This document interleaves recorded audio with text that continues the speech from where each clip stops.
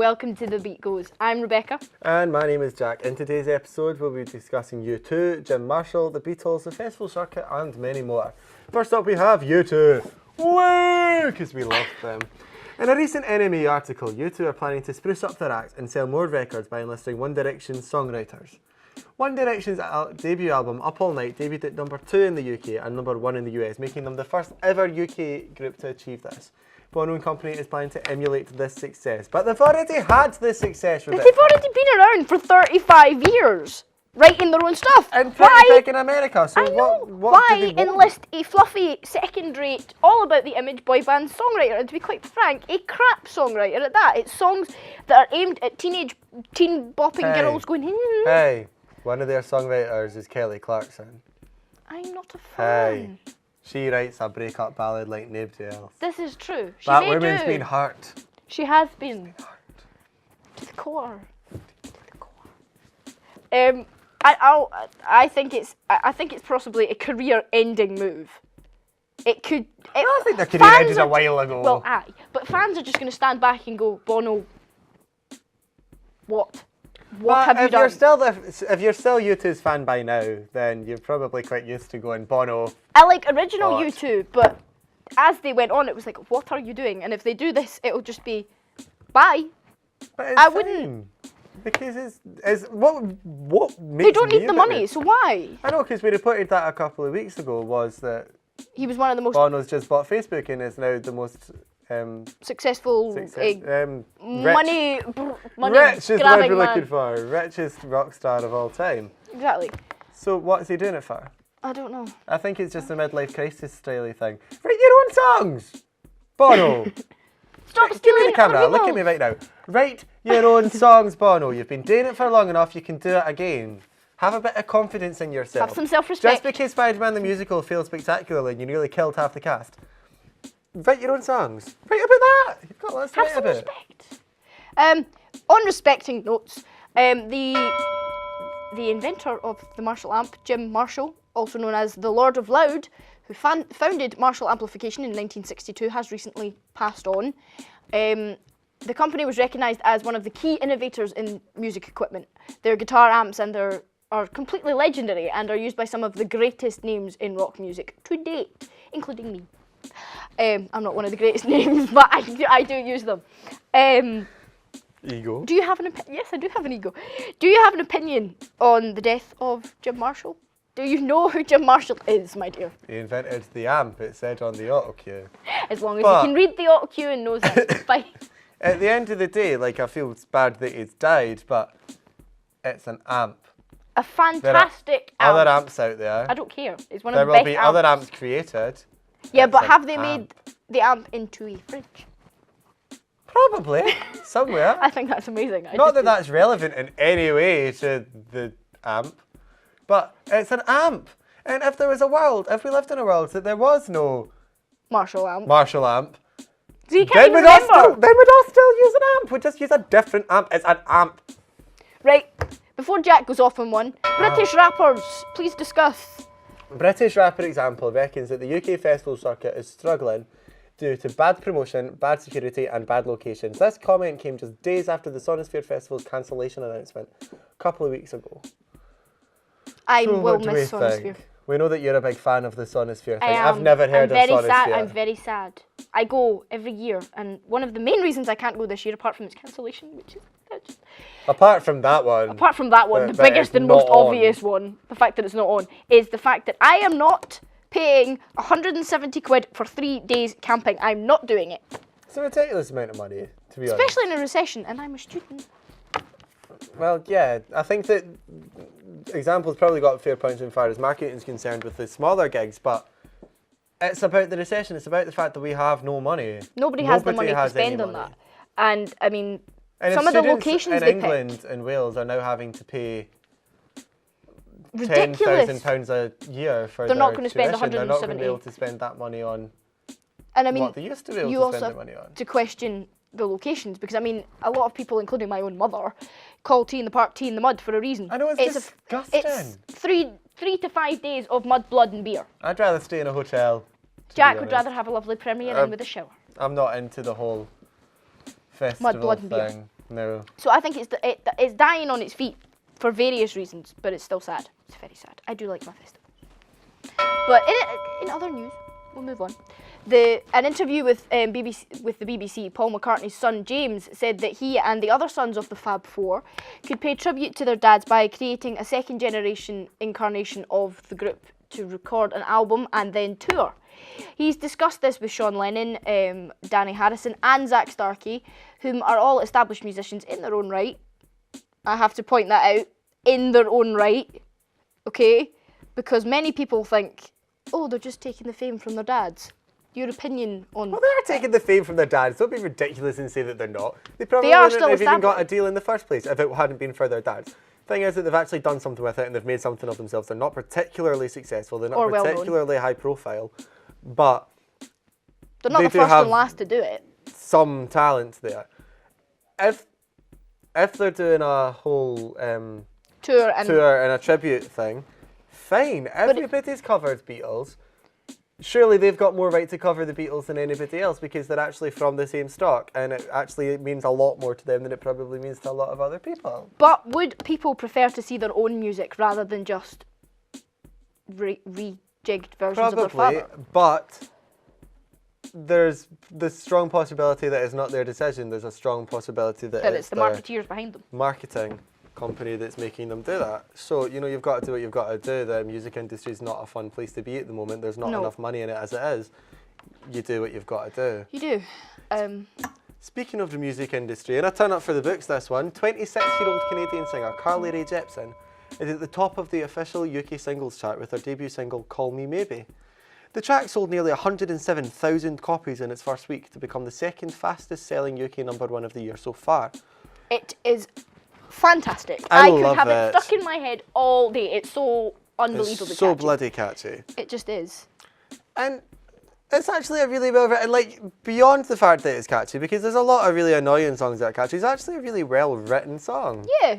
It's a really, there's a lot of kind of catchy songs out there that you just sing or dance along to because they're fun and fluffy and stuff. But it's a song that a lot of people can go, I actually like what she's saying in that song. Yeah, and it's replaced Chris Brown, which for me is always a good thing at the #1 spot, because I don't think Chris Brown should ever be at #1. I think Chris For- Brown should just not be Turn up seen. the music because I'm beating up Rihanna. Oh, sorry, it's just turn up the music. It also shows, Rae Jepsen's song, that the radio has still got a lot of power in the music industry. Which is a good thing. Because Scott Mills was the one that discovered Rae Jepsen and started championing her over here, and if it wasn't for him, then the build-up wouldn't have been on the radio, and she would never have got into the charts in the first place. So I like the fact that it shows that radio is not dead.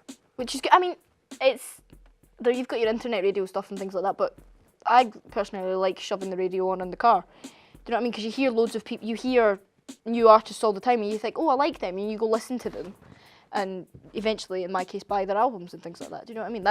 I know it's not the same thing, but that's the only way that I heard of Lana Del Rey. Yeah. Was on the radio. You know, so it's a good thing that the radio still has that kind of power. But Rock Ness was recently crowned the best small festival at the last NME Awards, and they've recently announced the first phase of their lineup, which include Mumford & Sons, Ed Sheeran, Deadmau5, Justice and Friendly Fires. And the festival will take place near Inverness on the 8th to the 10th of June. I go to Rock Ness nearly every year because I think as a festival it's cute. It's small and it has the same sort of range of acts every year.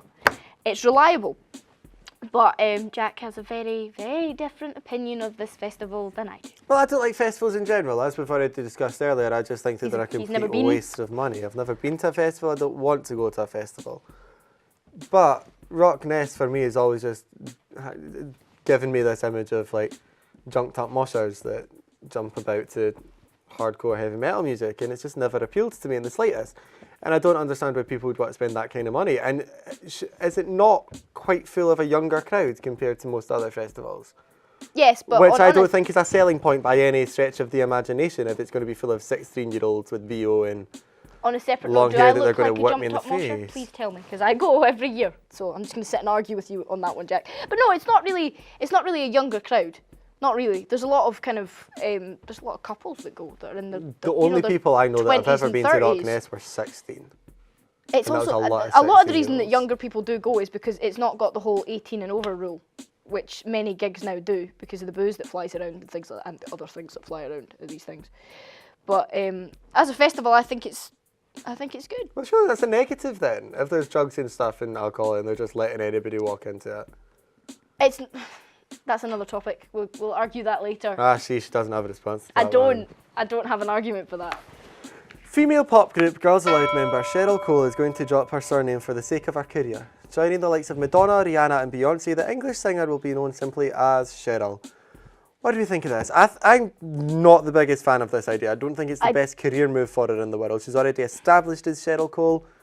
Keep it the way it is. And the thing about Beyonce is that Beyonce became Beyonce rather than Beyonce Knowles through hard graft and fame. She didn't just get to be known as one name. Christina Aguilera is now known as, if you say Christina, Britney Spears, Britney, because they've worked very hard for 10, 15 years at their careers. Yep. She still has She's not quite really a way. earned it. No, she's got a way before she earns the respect, I'd say, to have the single name. I don't know. I think it comes from, like you say, a lot of hard graft and a lot of, in Britney's case, a lot of kind of ridicule that's gone along with it. A lot of things, a lot of people. Well, no, I think Britney Spears is grafted just as hard yeah, as but anybody what else. I'm saying is that she's taken a lot of stick for the things she's been through and a lot of the things she's done, which gains her the respect in the music world, I think, personally. And I don't think Cheryl Cole quite has the ability yet to say that she's well known enough and well respected enough to kind of go, look, I can have one name. Plus, I mean, it may have connotations of being linked to the idiot that is Ashley Cole, one of the worst examples of a man on the planet next to Chris Brown. But that's just me. But it's not a career-defining move at the moment, I don't think. No, I think that if you're starting to build yourself a profile, especially in the States, keep it the way it is. Don't change the status quo.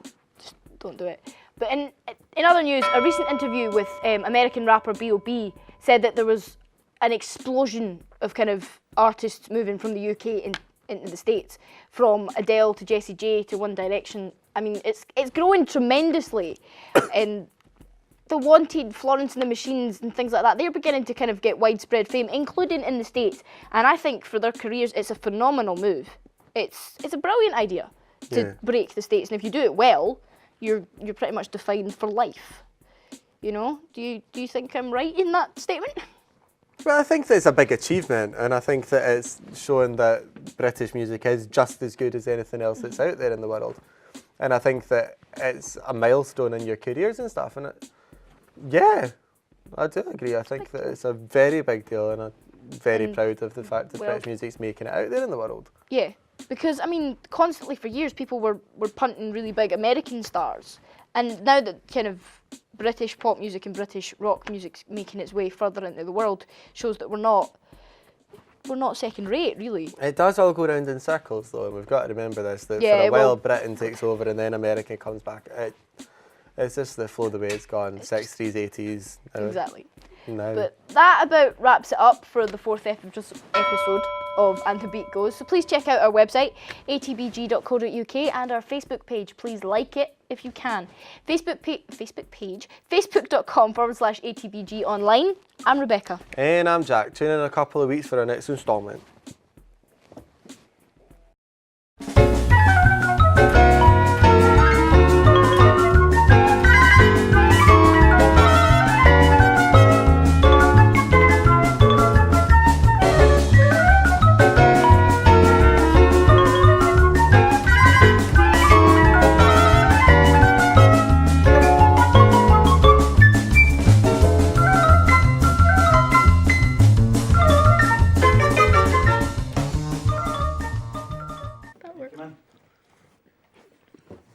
Hello, sweeties.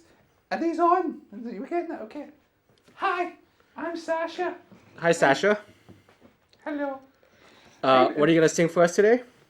Can I introduce Peter first? Is that okay with you? You mind? I've not to brought him on the show for nothing, you know what I mean? He does backup dance when I'm singing. Just do what you got to do. Thank you. I'm going to do a short excerpt of a Whitney number.